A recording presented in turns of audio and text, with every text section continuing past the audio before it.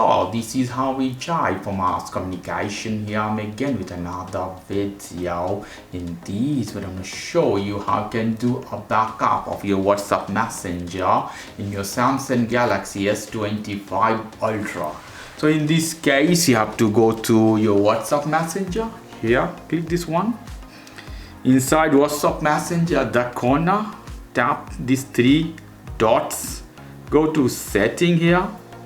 In setting you have account, privacy, avatar. Go inside chat history theme. Go inside history, you have chat backup. Click this one.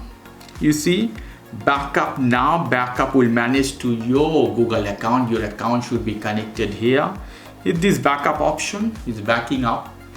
So backup is done. So this is the way you can do a WhatsApp backup to your Samsung Galaxy S25 Ultra.